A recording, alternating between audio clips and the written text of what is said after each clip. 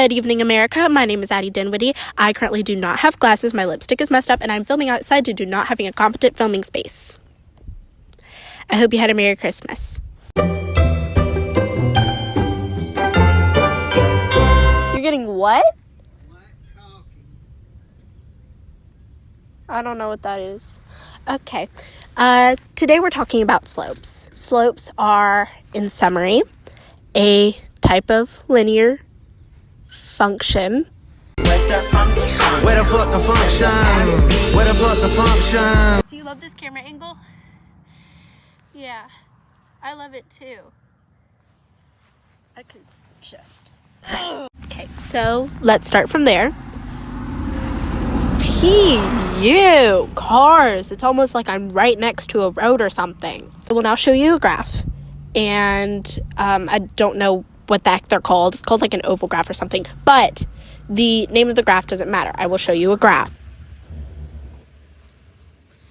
My dad came back in the Jeep and he's playing really loud metal music. All right, but you should see on which should be, I think, the left side of the graph. I don't know for you because I'm not you. I'm the one filming. But it should be your left. It should say X at the bottom of it. That's because that's where all the X values go when you're graphing on like a big graph. I don't know the names of things, but you should know what I'm talking about. Those are all the X values. On the other side should be your right side. That's where all the Y values are. And the X values are also called inputs, and the Y values are also called the outputs. This is one of those input-output graphs. I'm sick. You're sick? Nobody asked you! Okay, but this one here would be called a function because none of those X values repeat. Nobody cares about the Y values. The Y values of garbage, nobody... Go away! Spit on the freaking Y values. Nobody cares about them. They don't matter here. What matters is if the X values repeat. I do have an example. Thank you.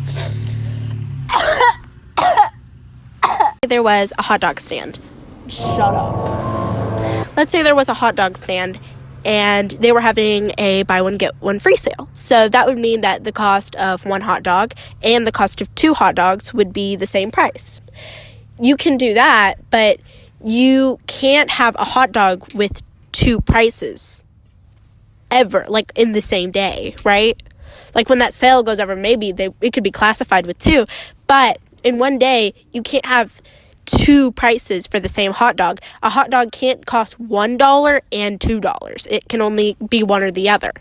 So in this, the X value would be the number of hot dogs and the Y value would be the cost of the hot dogs, because you can have the the Y value associated with two, but you can't have the X value associated too. You know what I mean? I really hope you do, because I'm not going to explain myself again. It's getting a little dark, so I have to film fast, but in a function, there are nonlinear functions and there are linear functions. And as I said earlier, a slope is a type of linear function. It's getting darker by the second. What if I just film like this? It was a dark and stormy night. If you were to take all of the thingamabobinators on the graph, all of the numbers on the graph I just showed you, and actually put them into points on a graph, you would notice that the line would be straight, also known as linear. That specific chicka chicka bow bow bam bada bam, it doesn't fluctuate at all. It's a line that keeps going up, and it doesn't, there's no fluctuation. That function is a linear function and it has a slope. The equation for a slope is y equals mx plus b. The y is the y value, the m is the slope, or the rate of change, you could say. The x is the x value, and the b is the y-intercept. If you look on the graph, there is a vertical line. Where the point rests on that vertical line, right at 0 where it'd be on the horizontal line, that is the y-intercept, which would be B. Oh my gosh, it is getting so dark out here. Someone please help me. But that's not the equation. That is the equation that will tell you where to graph. That's the graphing equation. The actual equation to find the slope or the rate of change, m, is y2 minus y1 over x2 minus x1. So let's look at that mapping diagram, I think it's called again. And it will have 3 numbers over here and 3 numbers over there.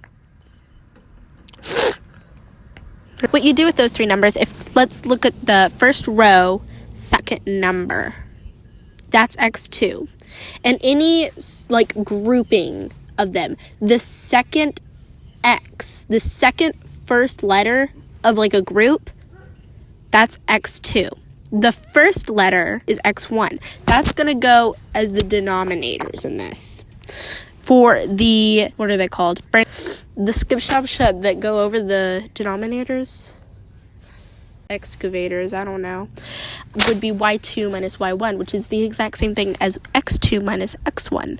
It's just with the second letter, or the second column, in whichever way you're looking at it. Go ahead and look you up an equation. I don't know, freaking ask Google. I'm not going to give you one. And use that.